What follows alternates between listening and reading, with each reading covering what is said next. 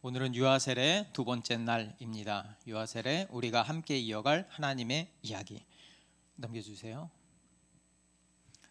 최근 두 책을 참고했습니다. 팀 켈러의 태어남에 관하여, 그리고 유아셀의 설명서, 우리 같이 양육한 교재입니다. 아이를 키우는 건 정말 큰 기쁨이지만 동시에 늘 고민거리이기도 하죠. 우리 아이가 잘 자라고 있는 걸까? 내가 하고 있는 이 양육의 방법이 과연 맞는 걸까? 이런 질문은 부모라면은 누구나 해봤을 것입니다. 저 역시 부모잖아요.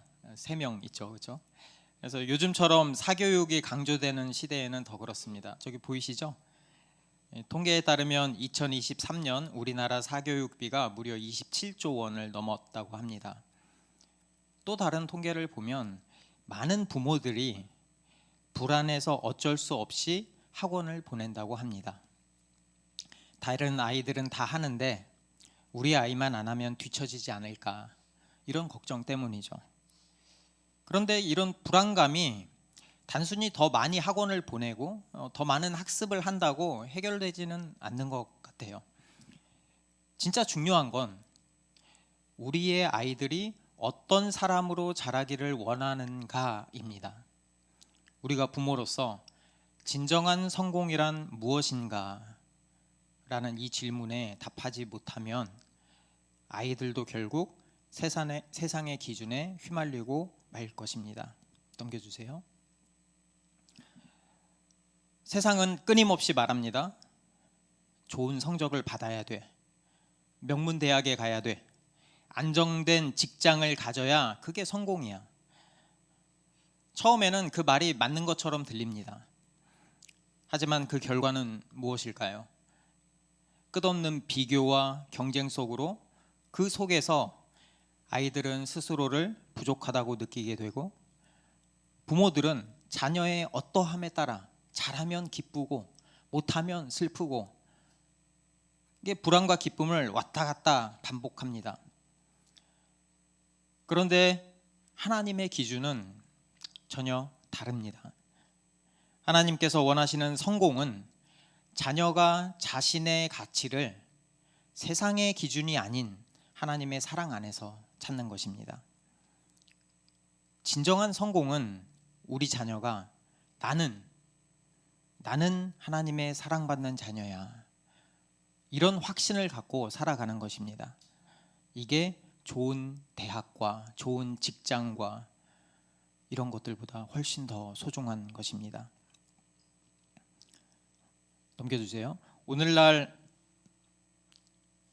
우리 아이들이 강력한 문화의 내러티브 안에서 살아갑니다. 유튜브나 SNS, 넷플릭스 같은 미디어들은 계속 이렇게 속삭여요. 너는 더 특별해야 돼. 더 뛰어나야 돼. 그래야 인정받을 수 있어. 네 인생은 네 마음대로 하면 돼. 그게 인생이야.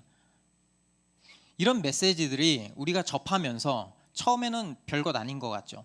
그런데 시간이 지나면서 아이들의 마음 깊이 그게 뿌리 내리게 됩니다. 우리 아이들이 이렇게 생각하기 시작해요. 경쟁사회에 들어가면서부터 나는 왜 남들보다 못할까? 왜 나는 더 잘하지 못할까? 이런 의문을 가지기 시작합니다. 이런 것들이 쌓여서 나의 자존감과 정체성을 흔드는 큰 이유가 됩니다. 더 큰 문제는 부모가 침묵한다는 거예요. 그러니까 우리 아이들이 원하는 삶대로 커야지 라는 문화 내러티브가 있거든요. 그러니까 자기가 뭘 원하든지 그냥 내버려 두는 거예요. 부모가 침묵하는 동안 세상은 이런 거짓 메시지들로 아이들의 마음을 채웁니다. 그렇기 때문에 우리는 부모로서 복음의 진리를 먼저 심어줘야 합니다. 자녀가 예수 그리스도의 제자의 삶을 살아갈 수 있게 도와줘야 합니다. 아이들에게 이렇게 이야기해야 돼요. 너는 이미 예수님께서 십자가에서 너를 위해 죽으셨다는 사실로 충분히 소중하고 특별한 존재야. 너희의 가치는 세상의 기준이 아니고 하나님의 사랑 안에서 결정되는 거야. 이렇게 전해 주셔야 됩니다. 이 메시지가 아이들에게 먼저 심겨져야 합니다. 그래야 세상이 주는 거짓말에 흔들리지 않고 하나님의 사랑 안에서 자신을 바라볼 수 있습니다. 이것이 우리 부모들이 해야 할 가장 중요한 일입니다. 넘겨주세요. 안 넘겨도 되겠네요. 그렇다면 우리는 어떻게 자녀를 그리스도의 제자로 양육할 수 있을까요? 사회학자인 제임스 D 헌터라는 분이 이렇게 이야기해요. 자녀의 인성과 신앙이 자라려면 도덕 생태계가 필요합니다. 나무가 건강하게 자라려면 좋은 토양, 물, 햇빛 이런 게 필요하죠. 자녀가 영적으로 성장하기 위해서는 신앙의 생태계가 있어야 됩니다. 단순히 성경 지식을 전달하거나 도덕적인 가르침을 반복하는 것만으로는 진정한 변화가 이루어지지 않습니다. 헌터가 이야기해요. 문화는 실천과 습관 그리고 공동체적 경험을 통해서 형성된다라고 말이죠. 자녀들은 부모의 말보다 부모의 삶에서 더 많은 것을 배웁니다. 그렇지 않나요? 자녀들 부모가 하는 거 똑같이 따라 하잖아요. 그렇죠? 저희 아이들도 똑같이 따라 하거든요. 부모가 어떠한 문제에 닥쳤을 때 거기에 어떻게 반응하는지, 어떤 것에 우선순위를 두는지를 자녀가 봐요. 말은 하지 않겠죠. 봐요. 그러면서 부모의 신앙을 경험하는 거예요. 그리고 자녀가 속한 이 공동체가 어떤 가치를 공유하고 실천하는지에 따라서 자녀의 그 신앙의 가치가 내면화됩니다. 한번 생각해 보세요. 우리 자녀한테 가장 많이 보여주는 행동이 무엇인지. 그러니까 이 자녀의 신앙 양육은 부모와 교회 그리고 신앙 공동체가 함께 이루어 가야 하는 것입니다. 그리고 이것이 자녀를 그리스도의 제자로 세우기 위한 첫걸음입니다. 넘겨주세요. 예수님이 이렇게 말씀하세요. 모든 민족을 제자로 삼아 세례를 베풀고 내가 너희에게 분부한 모든 것을 가르쳐 지키게 하라. 이 명령은 단순하게 교회 다녀라 이 말이 아니에요. 일상의 모든 순간에 하나님의 관점으로 삶을 바라보라는 명령입니다. 여기서 특히 주목할 부분이 성부와 성자와 성령의 이름으로 세례를 베풀라. 여기서 이름으로라는 것의 원문을 보면 영어도 in이라고 써 있어요. in이라기보다는 into에 더 가깝습니다. 이름으로, 이름 안으로가 아니고 이름 안으로 통과해서, 이름 안으로 향해서. 이 표현은 단순하게 하나님의 존재를 인정하는 것을 넘어서 그분 안에서의 새로운 삶으로 들어가라, 이런 부르심입니다. 그렇기 때문에 단순하게 교회에 소속되거나 단순하게 예배에 참석하는 것만으로는 충분하지 않습니다. 제자는 하나님과의 깊은 관계 속으로 들어가는 것을 의미합니다. into. 예배와 기도를 통해서 하나님을 만나고 말씀을 통해서 그분의 뜻을 배우고 삶의 모든 영역에서 그분과 동행하는 것이 제자입니다. 부모는 자녀의 안내자입니다. 이것은 단순하게 성경 지식을 가르치는 것을 넘어서 자녀가 직접 하나님의 사랑을 경험하고 그분과 교제할 수 있도록 이끌어 주어야 합니다. 매일의 삶 속에서 하나님의 관점으로 세상을 바라보는 법을 가르치고 무엇보다 부모 자신이 하나님과 동행하는 삶의 모범을 보여줘야 합니다. 그래서 신명기가 이렇게 이야기를 해요. 신명기 6장 5절입니다. 너는 마음을 다하고 뜻을 다하여 힘을 다하여 내 하나님 여호와를 사랑하라. 우리 부모님에게 하나님은 얼마나 중요한 분입니까? 자녀는 부모가 얼마나 진심으로 하나님을 사랑하는지를 매일의 삶을 통해서 관찰합니다. 그리고 배웁니다. 그러니까 우리는 일상의 모든 순간을 신앙 교육의 기회로 삼아야 돼요. 신명기가 말합니다. 자녀에게 부지런히 가르치며 집에 앉아 있을 때나 길을 갈 때나 누워 있을 때나 일어나 있을 때나 언제든지 가르치십시오. 아이가 성적표를 받았어요. 애 표정이 안 좋아요. 시험을 쳤는데 열심히 한 것 같은데 성적이 오르지 않아서 실망한 눈치예요. 이런 순간이 바로 하나님을 가르칠 기회예요. 너 기분 이해해. 근데 있잖아, 하나님께서는 네 성적이 아니라 네가 얼마나 최선을 다했는지를 보시거든. 하나님은 성적과 상관없이 너를 정말 사랑해. 부모인 우리도 너를 그렇게 사랑해. 애들이 좀 크면 짜증 부리죠, 그렇죠? 아빠, 오늘 꼭 교회 가야 돼요? 안 가면 안 돼요? 주일 아침마다 아이의 투정이 시작됩니다. 왜 이렇게 짜증을 내는지. 말을 해도 들어먹질 않아요. 특히 주일날마다, 그렇죠? 그럴 때 어떻게 하시겠습니까? 초등학생이 아니고 중학생, 고등학생이 되면요, 시험 기간입니다. 시험 기간이 되면 과제하랴 시험 준비하랴 맨날 밤새입니다. 그리고 주일날 아침에 피곤하다고 누워 있습니다. 대학생은 말해서 뭐예요? 여러분은 그럴 때 어떻게 하시겠습니까? 열심히 공부했으니까 쉬어라, 이렇게 하시겠습니까? 여러분, 매 순간마다 우리는 질문해야 됩니다. 이 상황에서 하나님은 뭐라고 하실까? 이 상황에서 예수님이라면 어떻게 하실까? 여러분, 자녀가 누워있어 나 피곤해, 난 가기 싫어, 이렇게 한다고 그래, 오늘은 여기서 드려라, 오늘은 뭐 해라, 오늘은 예배 빠지고 오늘은 뭐 해라. 자녀가 다 보고 있어요. 우리 부모의 신앙은 이 정도구나.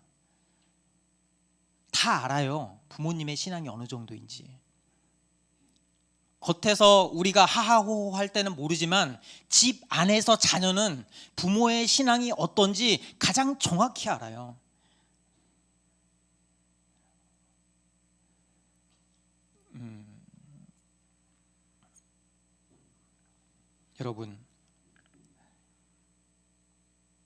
여러분이 사소해 보이는 결정 하나하나가 쌓여서 신앙이 됩니다. 자녀의 신앙이 돼요. 여러분, 때로는 실수할 수도 있고 화내고 후회할 수도 있습니다. 하지만 더 중요한 건 다시 하나님께 돌아가는 모습을 보여주는 거예요. 하나님, 자녀와 함께 예배드리고 말씀을 듣고 기도하는 시간이 자녀의 평생의 영적인 기초가 됩니다. 또한 신앙교육은 교회의 책임이기도 합니다. 교회는 자녀가 믿음의 공동체 안에서 성장하도록 돕는 영적인 가족입니다. 한 아이를 키우는데 온 마을이 필요하다라는 말이 있어요. 한 아이의 신앙을 세우는 데는 온 교회의 헌신이 필요합니다. 자녀가 올바르게 신앙생활을 할 수 있도록 권면하고 도와야 돼요. 그게 교회예요. 내 자식만 보는 게 교회가 아니고. 가정과 교회가 함께 자녀를 그리스도의 제자로 세우는 환경을 만들어 갈 때, 그 생태계를 만들어 갈 때 하나님께서 그 길을 축복해 주십니다. 부모로서 완벽해야 한다는 그 압박감, 저도 있어요. 세상이 제시하는 그 성공 기준에 자녀가 따라가지 못하고 중간은 갔으면 좋겠는데 도태될까 봐 오는 불안감, 그게 우리의 마음을, 저도 마찬가지고 마음을 짓누르는 게 현실입니다. 그러나 이런 고민 속에서도 우리는 한 가지를 기억해야 합니다. 우리의 중심에는 그리스도가 계십니다. 십자가에서 다 이루었다 이렇게 선언하신 예수님을 보세요. 그분은 우리의 부족함과 실패를 모두 다 담당하셨습니다. 우리는 완벽한 부모가 될 수 없어요. 하지만 우리의 진정한 아버지이신 하나님께서 우리의 자녀를 인도하실 것입니다. 그래서 저도 목회자가 되면서 종종 무릎 꿇고 이렇게 기도해요. 주님, 저는 부족한 부모입니다. 하지만 제 자녀를 주님께 맡깁니다. 주님이 이 아이의 삶을 책임져 주세요. 여러분, 우리는 구원자가 아니에요. 우리는 단지 하나님이 우리 자녀를 사랑하시는 방식을 보여주는 작은 거울일 뿐입니다. 우리의 역할은 단순합니다. 그리스도를 바라보며 한 걸음씩 나아가는 것, 자녀도 그리스도를 바라볼 수 있도록 돕는 것, 그것입니다. 여러분, 우리 그리스도를 놓치지 맙시다. 우리의 완전함이 아니라 예수님의 완전한 사랑이 우리의 자녀를 붙들어 가십니다. 그렇기 때문에 이 세례는 우리가 하나님과 맺는 언약의 증표이면서 자녀가 하나님 나라의 백성이 되는 매우 중요한 사건입니다. 세례는 세 가지 중요한 의미를 담고 있습니다. 첫 번째는 새로운 정체성입니다. 세례를 통해 우리는, 그리고 이 자녀는 하나님의 자녀로 입양됩니다. 하나님 나라의 시민으로 새롭게 태어납니다. 둘째로 새로운 가족입니다. 세례를 통해서 우리의 자녀는 하나님 안에서 하나의 가족이 됩니다. 부모뿐만 아니라 교회 공동체가 함께 자녀의 믿음의 여정을 책임지는 순간이 유아세례의 순간이에요. 그리고 셋째, 세례는 새로운 여정의 시작입니다. 세례는 경쟁과 비교의 삶에서 거기서 벗어나서 은혜와 사랑의 삶으로 들어가는 출발점입니다. 그래서 이 여정은 단순히 규칙을 지키는 것이 아니고 하나님의 사랑 안에서 자유와 기쁨을 누리는 삶입니다. 그래서 세례는 그리스도 안에서 시작되는 평생의 여정입니다. 유아세례는 단순한 의식이 아닙니다. 이것은 부모와 교회가 함께 한 아이의 인생을 하나님께 맡기고 그를 하나님 나라의 백성으로 세우겠다고 결단하는 아주 중요한 순간입니다. 세상은 끊임없이 우리에게 다른 길을 속삭일 겁니다. 성공하려면 더 노력해야 된다. 더 많은 걸 쌓아야 한다. 하지만 우리는 여기서 선포해야 됩니다. 이 아이는 세상의 것이 아닙니다. 이 아이는 하나님의 것입니다 라고 말이죠. 물론 이 여정이 쉽지 않습니다. 세상의 목소리가 더 크게 들릴 때도 있을 거예요. 부모로서 우리는 완벽하지 않습니다. 교회도 부족할 때가 있습니다. 하지만 그럴 때마다 하나님의 약속을 붙드십시오. 하나님께서 나와 우리와 우리의 자녀를 가장 좋은 길, 가장 선한 길로 인도해 가실 것입니다. 오늘 이 시간 하나님의 이야기가 새롭게 쓰이기 시작합니다. 우리 모두가 이 여정의 동역자가 되어서 하나님 나라의 비전을 따라서 함께 걸어갑시다. 이 길의 끝에서 하나님의 영광과 은혜를 찬양하게 될 줄 믿습니다. 기도하겠습니다.